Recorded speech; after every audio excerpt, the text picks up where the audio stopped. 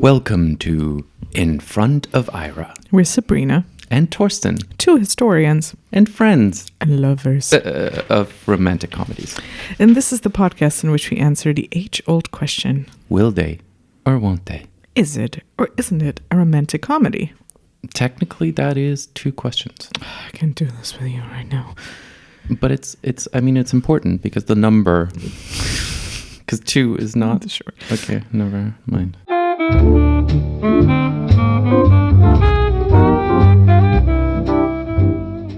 We are doing Superbob. We're doing the seminal classic, and if you've never heard of it, that's your own fault. Superbob from 2015. And if you're wondering why we're doing a film called Superbob, that is very clearly a superhero film, is because I think it is a romantic comedy. Spoiler too. that bit at the end, but I do also the crucial part is that the people who made the film also tend to agree that it's at least a romantic film. And yeah, do you want me to just? I mean, we can run through it. I have some notes. You obviously have written about this in a review that we will also link to this episode. But yeah, we meet Bob, who is played by Brett Goldstein. He's a mild-mannered postman and kind of a British everyman person. Yeah. And he gets hit by an asteroid or meteorite, one of those. As you do. Stones falling from the sky. Stones falling from the sky.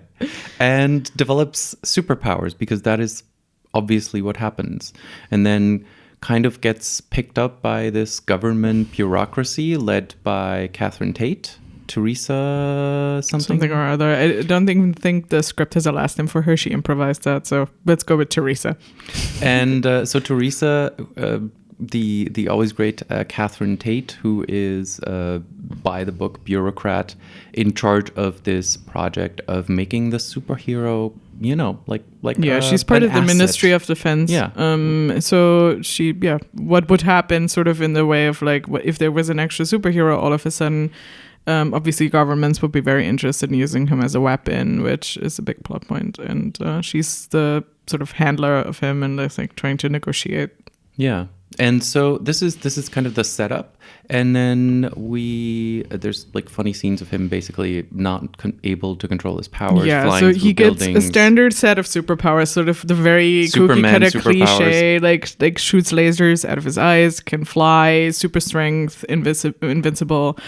And yeah, so he gets needs to learn to control them, and then it's 7 years later, and then this is six. already a point. I wrote down 6. 6. Okay. The card said 6. Sorry. I made notes.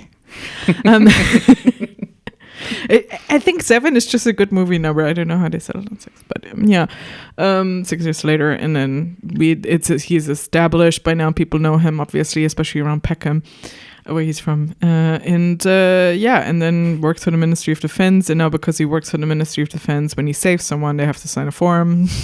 Very bureaucratic process. And he does all the standard superhero things, like saving babies. People burning buildings, all that stuff. All that stuff. Yeah. And we meet him on his UN mandated day off, which is Tuesday. And because there's a smear campaign by a Texas senator run against him, trying to paint him as like dangerous and whatever, because actually the US wanted to use him, and the UK shut that down, and so now the US is trying to blackmail him essentially, so he. The Ministry of Defense gets the idea, now we have to sell that he's everyman Bob. Actually, still, he's not dangerous. He's completely fine. So they send over a camera team to his house, which he knows about but forgot happened today. And, they send it over on that Tuesday. And, so we get... And so we meet Bob, and then he does what we do with our intro takes. He opens the door a couple times and, what is the best normal. Way? Lowers his voice, which, is always a funny thing.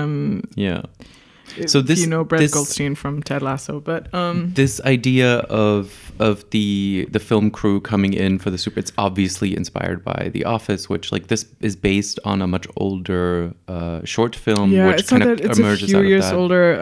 I also rewatched the short film because, as we can also say again at the end, like this is the film is available to stream in some places, but if you can get a hold of the disc, it's actually pretty cool because they have all the extras on it and includes the short film, but you can also still Google the original short film, and it's like 3 minutes, and it's how did we get here? What did you want to say? Why did you mention the short film? Because it's based on a short film, and I was trying to explain the kind of like tie-in, like this, the British 2000s-ness of it all. Yeah, so the short film is actually, let's talk about that here because it's interesting because it really distills the story down to what they were trying to do with it, and this is also what brings us back to, I think, romantic comedy. So the gist of the short film is he introduces himself on one camera and it has that same angle, and I think that's also due to the fact that it was easy to shoot that way because you just pin a microphone on him and you can do that and do just a straightforward camera documentary style film. And so in the short film you just meet him. It's like, oh, I'm in this universe, he's one of the superheroes, Batman, Superman, they all exist, which for obvious reasons in the feature film is not the case because he can't get the rights and he can't name drop and he can't do that same way. But so he's the everyman in Peckham. There's also some shots that are very similar to the final film, like walking past Super Pizza and Peckham's like, they named that after me, and obviously that Super Pizza in Peckham exists.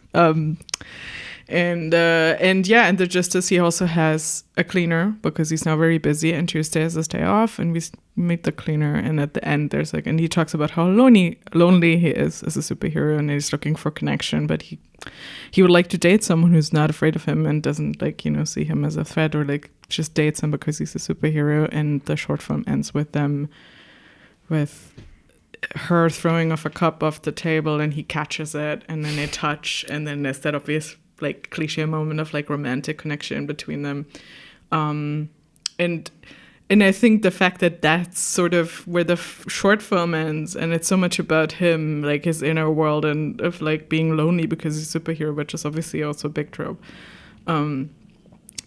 is what really like makes clear that there was always going to be a romance story in a rom-com, rather than just action superhero film. Yeah, which does raise the question: is this, is it a romantic comedy that uses the superhero genre, or is it just a standard superhero movie? Because like Superman is not Superman without the romantic comedy inspiration from Lois Lane, which obviously comes out of the kind of age in which His Girl Friday, that's kind of a pretty clear parallel, came out of. So is this just kind of, are superhero movies secretly romantic comedies? I think so. What I've done is, I've taught like an intro to film class, and I did the Marvel Cinematic Universe, and the way I explained why I think it's that successful, or it was at least for the first full 10 years of it, it's now sort of tapering off and they don't know what they're doing, but is that because of every film in that universe is basically its own genre, or some of the film series within that have their own genres. Like Captain America films are basically very straightforward, like action spy films. Winter Soldier. It's just it's basically like a Cold War spy film, and it's a really good one. Guardians of the Galaxy is much more obvious, like an action comedy, sci-fi kind of thing. Spider-Man: Homecoming is like a high school coming of age film. So they're making use, it's all superhero, but really at some point they had to decide and sit down what is the other genre we're actually making within the specter of the superhero film. And I think that's what makes it so difficult, because I think superhero in and of itself is not necessarily a genre. It seems to be a genre that tacks itself onto other genres, and in this case it tacks itself on. It's the window trimming basically for that. And I think while Superbob also talks about like what would happen if there was a superhero and like that whole spy and Ministry of Defense, and I think it has great points about that. The gist of the story of like the narrative of where it's going is like he's lonely and he's trying to date someone, and finding love and finding himself, which is the classic rom-com. Which is, I mean, the reason I mentioned The Office is not just because of the clear mockumentary parallel, which it kind of started. Especially the British Office is very apparent in this. I read 2 reviews, and one of them said that Brett Goldstein was kind of doing halfway between Henry Cavill and Martin Freeman, and the other one said he was doing halfway between Ricky Gervais in The Office and Martin Freeman. He has worked with Ricky Gervais around the same time as well. And he blurbed the DVD. Ricky Gervais did. So there's a clear inspiration. Yeah. But there is clearly that DNA, very British. Kind of workplace comedy, and it is, in the end, it's a workplace comedy, right? Because like his work is just being a superhero. Yeah, and then the unique things of like, oh, actually, bureaucracy is gonna bureaucracy. No matter if you're if you work for ministry, he's a civil servant. Like he says that he's a civil servant, and the two of us being civil servants for the German state can confirm that there's way too many forms involved in this.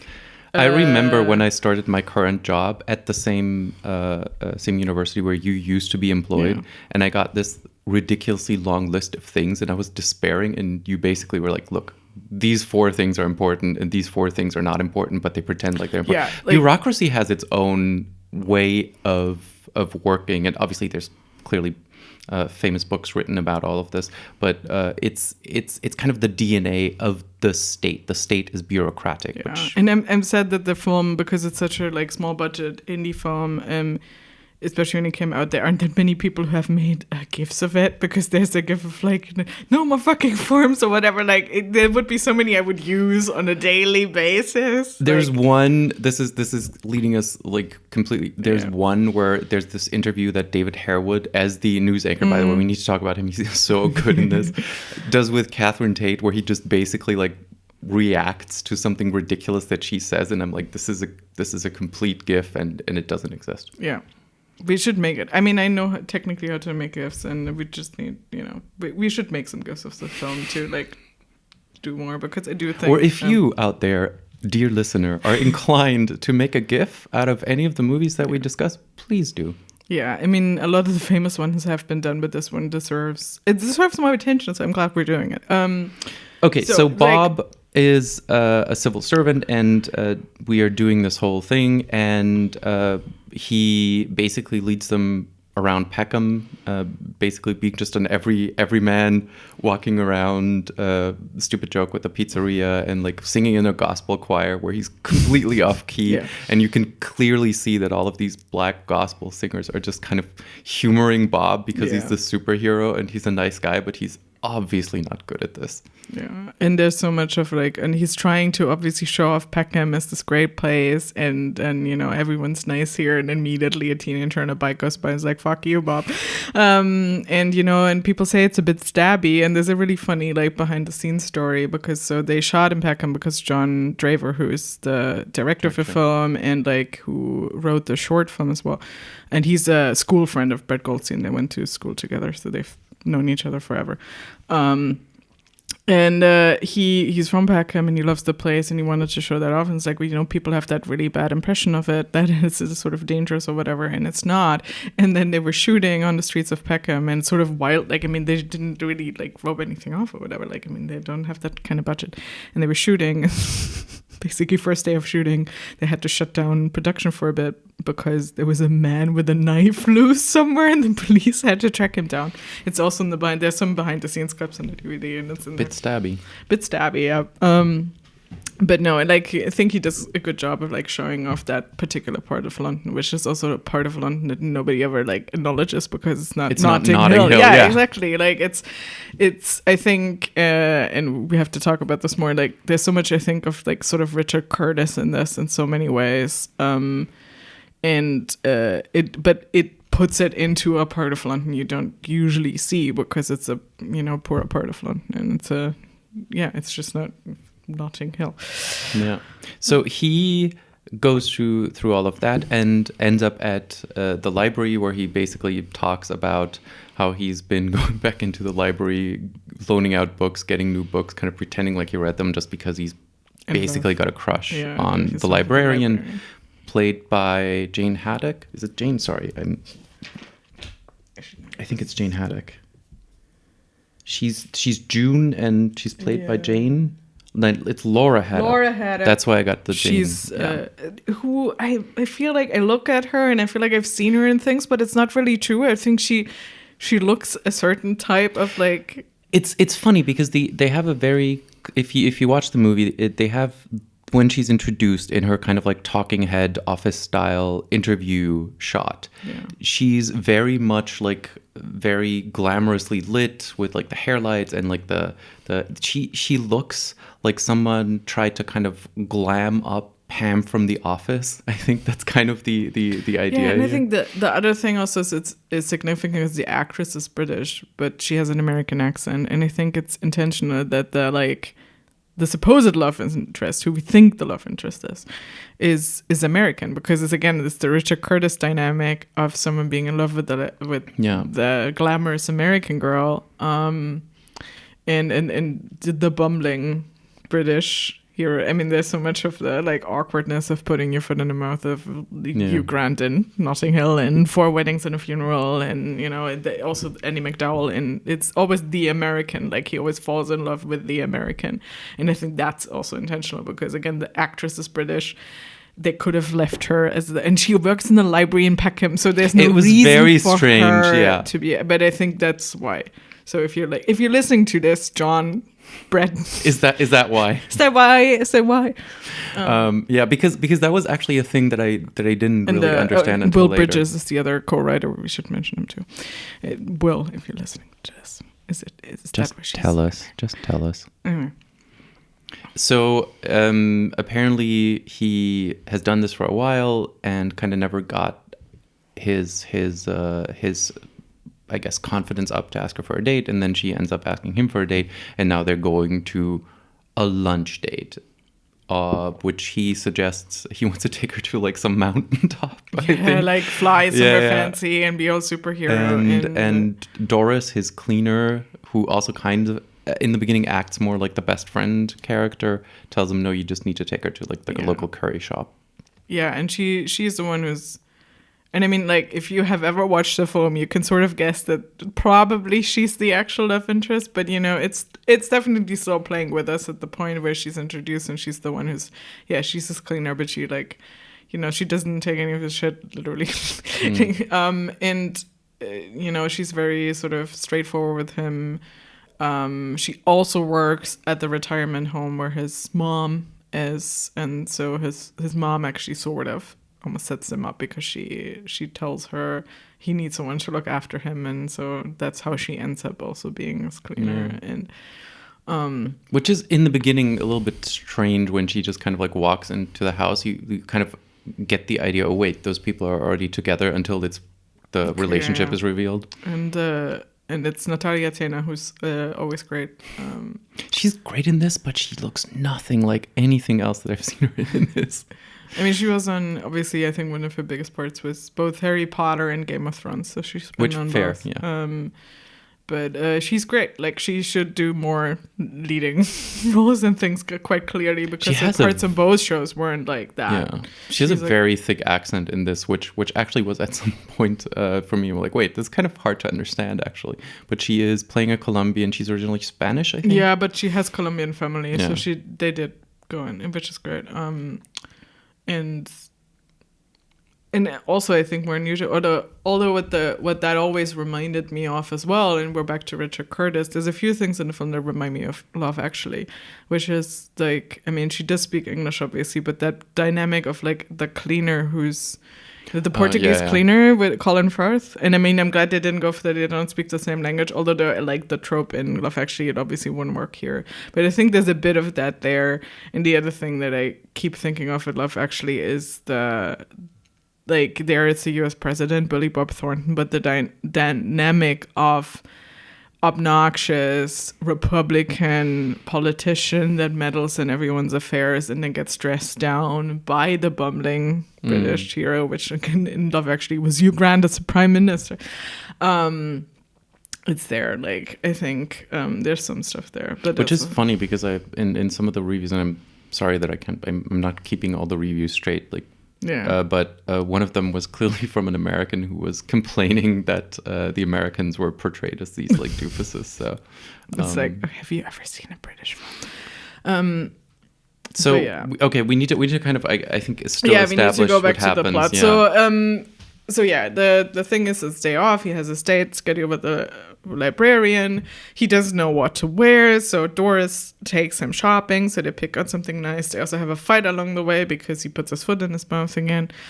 And then he gets called by Teresa and is like, you have to come in. It's very super important. And he doesn't say no, even though it's his day off. And it's a meeting that should have been an email about like putting out some promo material. But really the gist also is he's supposed to shake hands with this American senator. But that means he might have to postpone his date. And then he finally like puts his foot down and says no. And yeah, inspired by Doris, basically telling him like you need to reassert yourself or assert yourself more. And so he like they ends up then trying to meet her for lunch, which he doesn't show up for, which he never really. I don't think we ever. Which I honestly that is a part where I was very confused because like it was very clear like that he was late for the lunch date. No, he was on time. He waits 45 minutes. They have it at 1, and he's still there at 1:37. Oh, my thought was he got. Oh, okay, because I read it as he got there late and she had already left. No, so he does do the normal thing and take her for a curry, but she doesn't show up. And then Doris comes in and is trying to look for him because his mother fell in home. This is how they end up with the retirement home. Then get into Ruth where they have to pretend they're dating for his mom who has dementia. For reasons, yeah. And that's where we first get so we have the trope of like we have to do fake dating for a bit, and she's obviously also teasing him and trope, relentless, and gets him to do a speech for this like 60th anniversary of that couple, and it's and then there's like the first big like romantic moment where they dance at this like get together at the retirement home, and then start to float, which that is directly like the Superman thing, like that's the Superman Lois Lane thing. Pretty much directly lifted, yeah. Definitely. And but it worked. I think it's a great, cute moment of like them floating. I mean, the other time I've seen this is also like Willow and Tara in Buffy do the same thing, which is probably already also going to Superman. But it's cute. But then he still goes on to actually finally have the date with the librarian, which is now at his house in the evening. But before he even gets there, on the way home from the retirement home, there's a massive like car crash somewhere, and he has to fly off. And he has to be a superhero, but on his day off. This is the thing that in the movie kind of weirdly bugged me the most, because Teresa makes him come in on his day off for the meet and greet thing, and like the meeting that could have been an email. But when he then decides that even though it's my day off, I'm going to do superhero things, that's all of a sudden not okay. So apparently it's it's an insurance mandate thing, though, probably. Because if he hurts someone and it's not... I mean, we know as civil servants, like, if they want you to come for an email, it's fine. But if you want to do something that they don't want you to do because it could mess with your insurance, it's not fine. Always. So it feels very true. Yeah. No, like... Always make sure you put in all the forms for business travel, because if you're not insured and something happens to you, that's on you, and you don't want that. But obviously also it's an important moment, because once again he puts his foot down and wants to do the right thing over the thing that the ministry wants him to do. And this is a thing that kind of really came like a ton of bricks, where he rips open the door of this car, and this woman is dying in there, and he can't save her anymore, but he's just sitting there and comforting her, which is a really nice moment, except it just really jarringly is set in this film where everything so far was ridiculous and cute, and then you have like this very, very real moment of connection with somebody who's about to die. And the tonal shift here is just a little bit south of believable for me. It's just a tad bit too much. John Draver actually talks about this for Comedy CO UK, like where he, just talks about making the film, because obviously there were different cuts and there were different, like, I'm trying to find that part of it, but I think essentially he he talked about like the moods and the like. They wanted to make a funny film, they wanted to make a upbeat film, but they obviously also needed to be these like moments in there that felt more like superhero to at least get some stakes. And then he basically said, I think there's cuts that are overall more funnier and leaning more into that side, and there's also cuts that lean more into like the melodrama of it, and he's happy with the version they have now because it's trying to balance that, but obviously it has to have that. And I think it is a bit jarring, but I think it's still like great. And I also said like for the shoestring budget they have, like that car crash scene does really look really great. Like he says, it looks like out of a Michael Bay film. For whatever reason they did it. But there was a lot of rubble. They managed to do that in 3 hours. And he said like, I don't know how we did that. And like there's behind the scenes stuff, and that's also in some of the interviews you can find online, where they talk about they had that moment where they did that scene and they did a great shot of like Bob in his whole suit and the whole thing and the blood and whatever and the rubble. And he said like when they were just really gleeful about like, oh my god, we're actually doing this, we're doing a superhero film, because they both love superhero films, which I think is also apparent from watching this. Like they understand what makes superhero film work, which I think some people who have been trying to do superhero films for DC have just completely not understood anymore lately. Yeah. And then Marvel also have fallen off like this. Again, like, I think you really need to just pick the genre you want to make a superhero movie in, and then work with that Dark Knight big action film again. Like, it's sort of do that. And I think they did overall pick sort of the more rom-com romancy thing, but then threw in some of the other stuff on the budget they had. And it's weird. It just struck me as being very real in a movie that very much was not. So he then basically, because of this and because of violating his day off, which is UN mandated for reasons. I think because it's a funny line to say. Yeah. And again, the bureaucracy aspect of it, that's sort of also pushing back. Yeah. So, and then all of a sudden, like the government is after him and like basically chasing him, tracking him down to the care home. Because first the whole thing is that he has to go do he has to do the meet and greet, the meet and greet, and then finally the jig is up on like Teresa A. Then first he has his dinner date. First he goes home after the whole car crash. He has that also very quiet, good moment with Doris where he actually for the first time says this was really hard today, or sometimes most often it's really hard, and where she just, helps him take off the suit as well. And then his dinner date happens. And then he gets called in to do this meet and greet, or rather, actually, they show up at his house. And then it turns out that, the librarian knows that this was happening. And she actually, she does like him and she wanted to go out with him, but the fact she actually finally asked him out was because Teresa made that happen. Because Teresa thinks it would be great if Superbob would date an American. It would be great for publicity. And it wouldn't be as great if he would date, for say, a Colombian, because politics. And so he is forced in this new ridiculous suit, spandex suit, and doing meet and greet with all these politicians who are, I think, very questionable is the idea. And then at the end is the American who wants a handshake in front of the American flag, and this is when he loses it and just flies off, and this is when everyone starts changing. Yeah, there's the whole scene where he goes through all the world leaders and just kind of like brushes them off as he walks through. I feel like that was very well done, but it also feels like a thing where they had to work on a budget, because if you could have done that in a kind of more Sorkinian walk and talk way, it would have been even funnier, like if the clip had been a little bit higher. But it really feels like that's kind of what they did it as a one shot for a lot of that, and it was difficult, obviously, because it's another, you always have to reset you could feel it was really hard to do. Yeah. And obviously then also under time constraints, because if you don't have money, you always have massive time constraints. They shot the whole film in 19 days, so that's why it's only 80 minutes long, yeah. Yeah, it's like 85. Which is also good. More films should be 90 minutes long.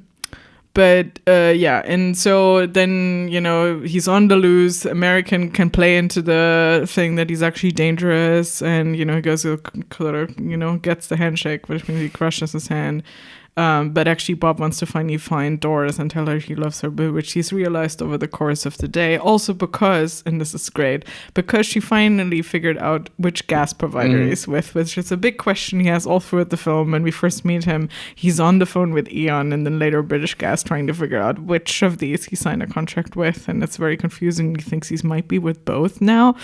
And again, bureaucracy, right? And that's mundane, sort of mundane shit. And then but she left a post-it note that says "You're with," I think, with British, one of them, and that's what makes him realize. And so he's trying to find her and tell her he loves her, but also the government has put her on a first-class flight to Colombia where she wanted to open a nursery. So there's the time constraint. Oh my God, she's gonna leave.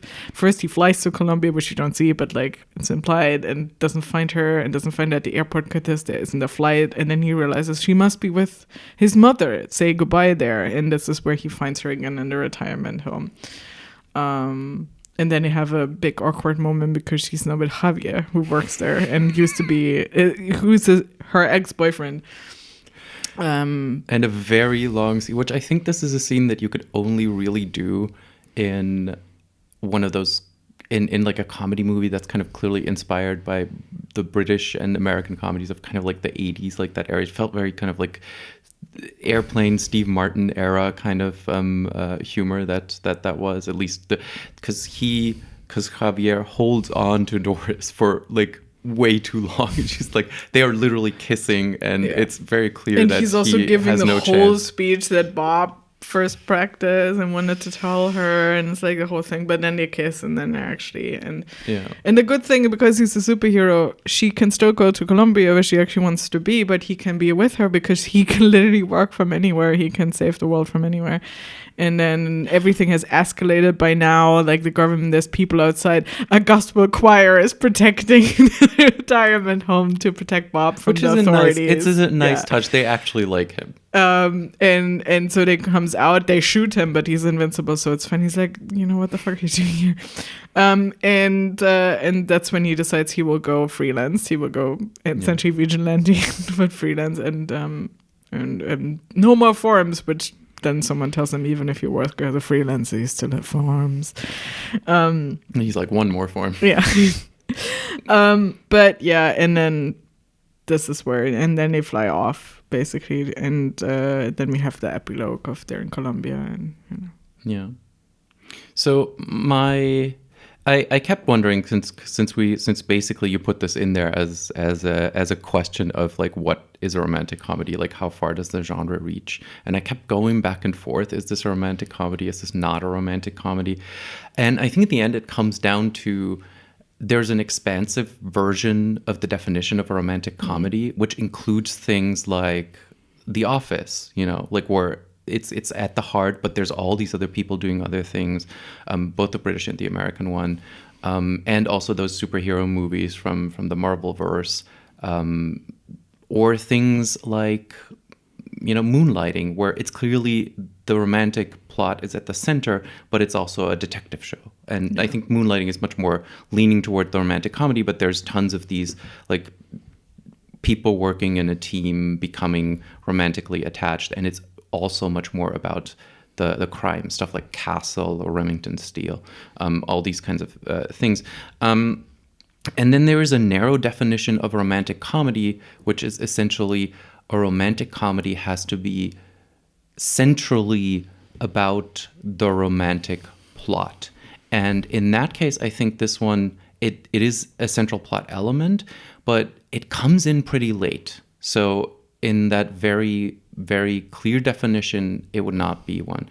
But since we talked about this in the pilot episode, things like Sherlock Jr., like one of the kind of like essential starting off still no sound silent movie romantic comedies, is essentially a movie of a guy who wants to become a detective, and that's kind of what kicks everything off, and that's kind of like his goal.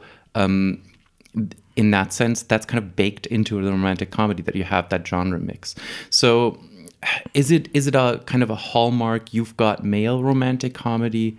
No, but if we open up the definition, then I think it really qualifies. And I think a lot of other things also qualify that we can read as romantic comedies, which I think makes them legible in a way that other ways of looking at them don't. And I think it works because, again, like I would argue that superhero as its own is not a genre, but it's a hyphenated genre. It's always tacked on to something else for it to work. And in this case, it's clearly rom-com, superhero rom-com. Like that's what it is.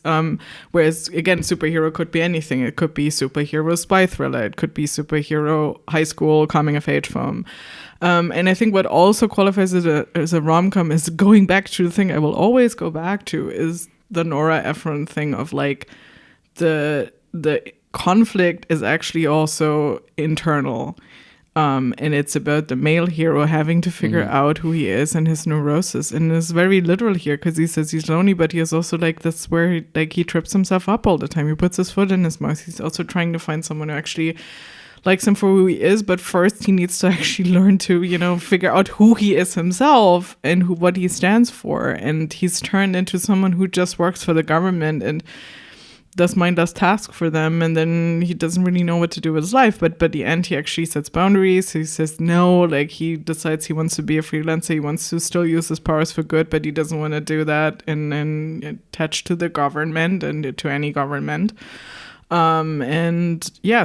obviously, the fact that he's a superhero never actually is the hurdle for them, and I think that's important. Again, the conflict really is internal much more because the fact that that could be like so many other superhero films, the fact that he's a superhero stands in the way of them getting together. Like Spider-Man is obviously always a big thing, and then she gets put in danger, or they can't be together, and like I have to keep my identity secret is a whole big it's thing. A whole thing which for him is never a thing, and I think there's actually a key moment that I only realized watching it for the third time where somewhere in there she says like, oh, you never saw me as a superhero, and she doesn't like it's a bonus thing, but that's the thing for her. He's this guy that she cleans the house with and sort of takes care of him and like knows his mother and like all these things, and the superhero thing is an afterthought. And I think for the first time that she realizes he really has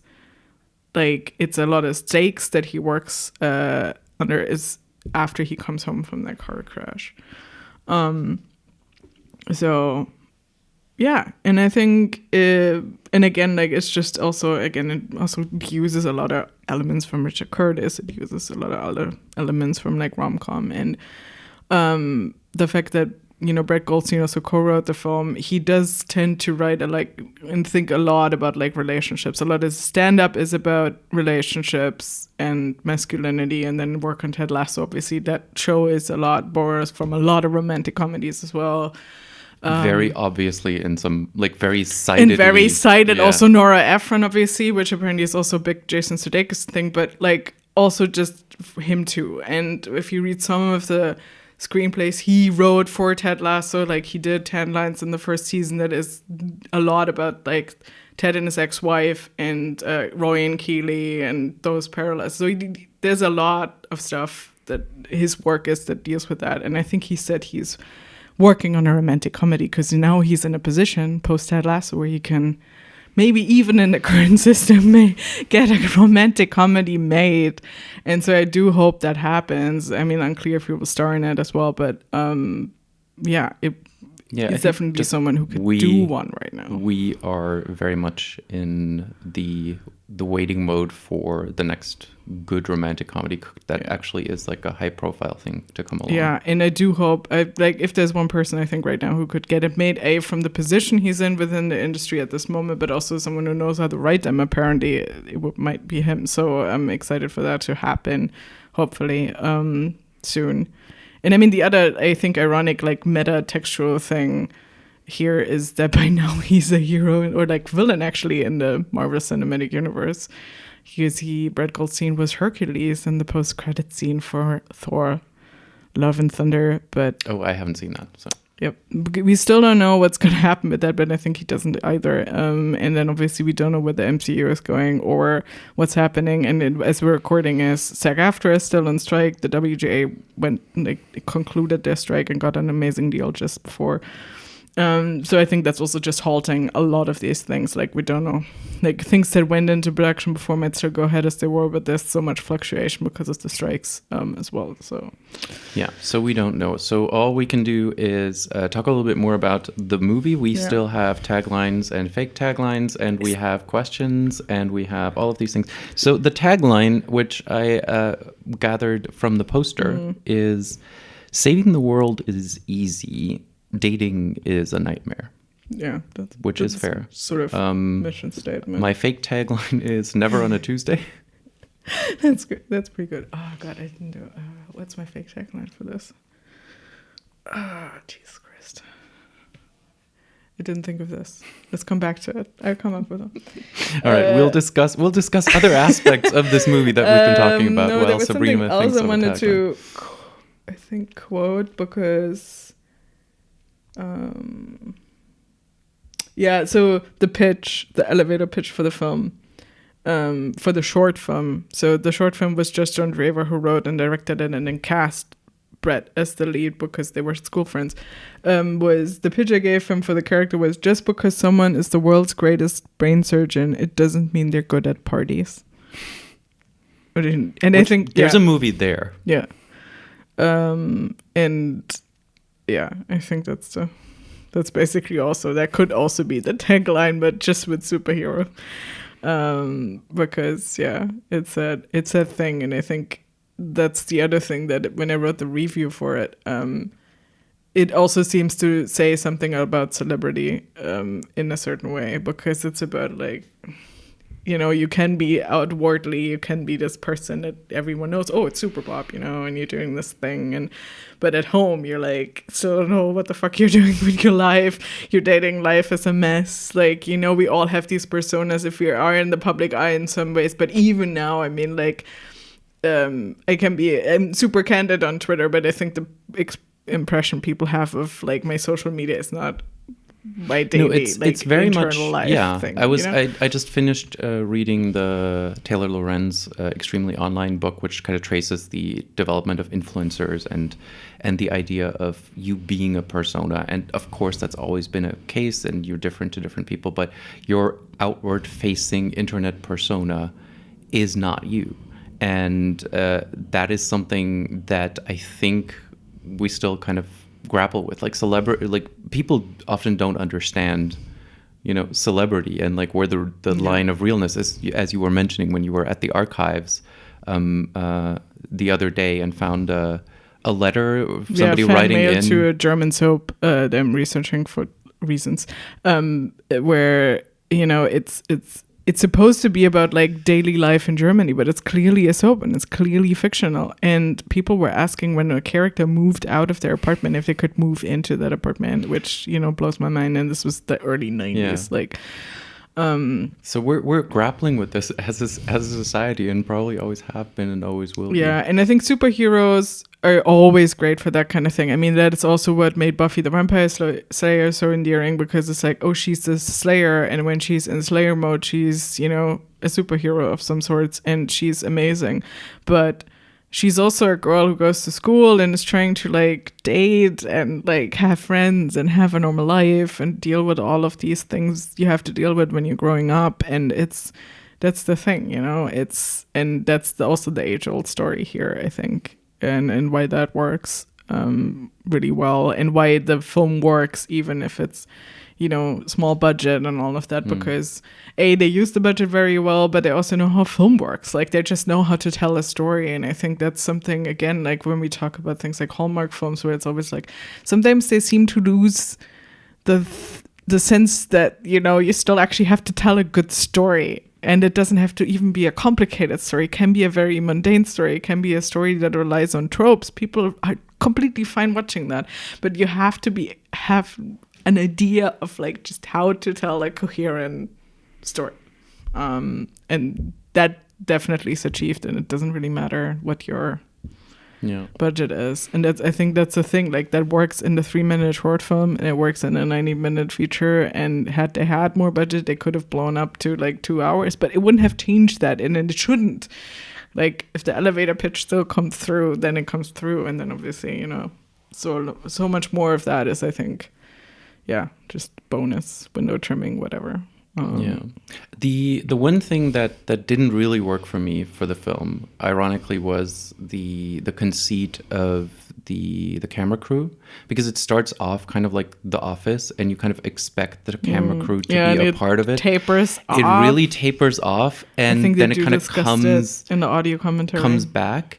And as I was kind of scouring the reviews, some people really liked that because they were like, "Oh no, not another like a mockumentary." And for me, kind of the mockumentary, the ideal is still The Office. I think even especially the American one, where the thought is always put to like, would it be possible? Could we like find some contrived reason for the camera to be there and to be at this angle? And they kind of like lose that in the middle, like the dancing scene where they're floating and when they're kissing. That just kind of like it's. I think you can understand it as a choice to not linger on that and just to get funny scenes with Catherine Tate. In those a talking scenes, there's head a lot shot. of also like a lot of the dialogue there is improvised, so she got to improvise a lot, especially. And obviously she is kind of a version of her Office character in this, but that is something that I feel like if the movie had committed more to being a mockumentary, or if it had just left out the mockumentary part and kind of externalized that, so there's a movie being made about him being a regular guy, but it's not. You're not seeing those cameras. I think you can see them go through, and they also said like they workshop, like they decided to write the script, and then where it says like it's set in various cabins and various woods, and like went through different versions of the script, and like and also just ran through some scenes, because I mean since Bert Goldstein is the lead actor as well, like he could just sort of try to be Bob and then improvise from there. And I think that's also again with the tone of like, where do we land on this, and then decided to like sort of phase in, phase out the mockumentary bit when it got more serious or when it didn't work anymore. And and I think they made that choice, and they do talk about it in the audio commentary that it sort of goes away for a while and comes back, and that's what they settled on. And again, it's also how much money, how much time, how many things can you do when you realize, is it working? Is it still working here? Is it not? Which I think is kind of, in the end, ends up being a budget restriction. Yeah. Like, you don't need the 100 millions, but maybe you need a couple more than you had. And obviously, John Draver is actually the man behind the camera who we never see. So it's also like the economy of the thing and the sort of meta bit there. And I think it's interesting. And I think one of the most reviews were sort of like good for this. Like it wasn't that widely reviewed because it's just not like a big release. But the one review that was sort of middling that I didn't agree with was someone pointing out that it was too sweet or too cute or whatever. And it compared it to something else where it's more in that vein of like, oh, we needed everything to be super meta and sarcastic right now, and she prefers that. And I'm like, no, actually, I don't mind that a film is actually also serious. It can still be funny and make fun of certain tropes or whatever. But I think if the core of it is like actually serious, then that's actually much better. Like I like things that takes things seriously. I feel sometimes like certain things like this, I have long said that you cannot love anything ironically. Yeah. You can like things ironically, but you can't love them ironically. Yeah. Which, fair point to discuss that. But I do feel like at some point you're gonna have to kind of open your heart to this piece of media that's coming in and say like, I do like this. I realize it's not perfect. I realize, which we're gonna encounter that with a lot of the movies that we're doing. It's not perfect. It has these issues, but you know what? I really like it. And I don't pretend to meta like it. Yeah. Like when somebody asks me what my favorite movie is, I'm going to say When Harry Met Sally, whatever other issues there are, because that also tells you something about the kind of person that you're meeting. And if somebody asks me what I think about this or that aspect in it, I'm going to talk to them about it, but it doesn't change the fact that this came into my life at a point in time when I was getting interested in movies. Obviously, I was a teenager, so I was interested in dating and figuring out how that works. and just dialogue. And it became this touchstone for me. And I think people loving things doesn't mean that they don't understand that there is a meta and level I think there. that's the thing. It has heart. And the other thing I want to quote, because I did for a book that is hopefully coming out soon finally, an interview with Anthony Rapp, who's an actor who was on Rent, the original cast of Rent on Broadway, and is in Star Trek Discovery. And I talked to him about Rent and Jonathan Larson, and he said, Jonathan Larson did things without cynicism. He did stuff that had, because Rent has been called like corny or like just too over the top or too, not sarcastic enough, essentially. And it's like, no, but it tells the truth about something. It tells the truth, and things that tell the truth tend to last. And I think that's that. Like, if a story gets to the heart of something, and I think when Harry Met Sally gets to the heart of like, just human connection in some way, whether it's friendship or romantic love or like the in-between of that.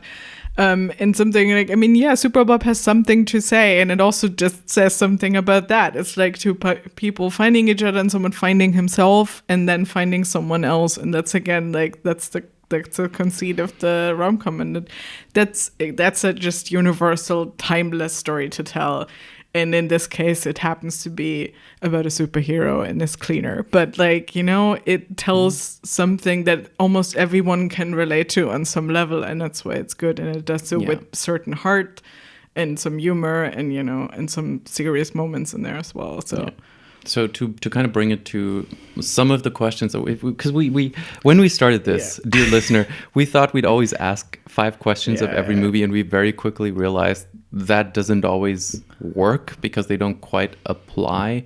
But the ones that we've kind of kept coming back to, and I'm just checking my notes here.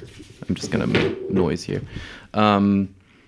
Is this a rom-com, and does it work on a level of chemistry and casting in terms of that? Is it a rom-com? Like I said, I have basically 2 answers to that. You basically have 1. And does it work on the chemistry and casting level? And I would say, like, that is the one level on which this movie completely works. Like, there are things that kind of creak, but Brett Goldstein is just this guy, and then put in the superhero costume, and he kind of looks ridiculous in that military superhero costume where he's like standing, especially on the poster, he's very much like framed as if like he's like the Henry Cavill Superman, and you just kind of look at that. I'm like, that's kind of weird. The casting otherwise is great, even into the small parts.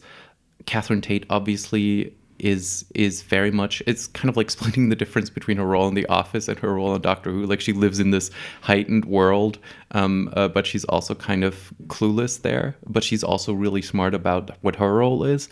Natalia Tena is basically, I think, the center, the kind of like heart, the moral center of this, and she just kind of comes in fully formed from that first scene. I think she's like a force of nature in so many ways. That's why you should be in more things. So like this is my basically my wish list for this movie is she should be in more things. And obviously, again, I'm going to come back to David Harewood, who is just so really funny in this. And I think, I cannot be sure, but he got a part on Supergirl.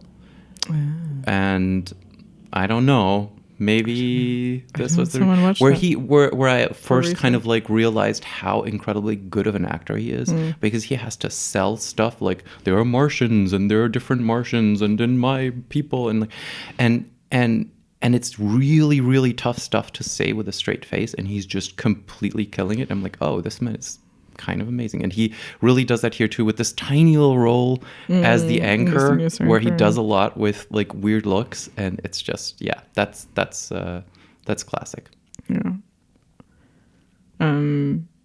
think my tagline is even superheroes do get to have love. Or Brett Goldstein should make more rom-coms. But that's just my claim into my plea to the universe. But apparently it's happening. But yeah. Yeah, and so just kind of to close this all out, how did we like the movie? I mean, I'm trying to be funnier about it, so give me a moment. What I give it? What's your rating? 6 out of 10 didn't die. That's a line from the movie. I give it 5 out of 5 House of Leaves. Oh, we didn't even talk about that. That was pretty good visual comedy. But yeah, no, I do like it, and I think more people should see it.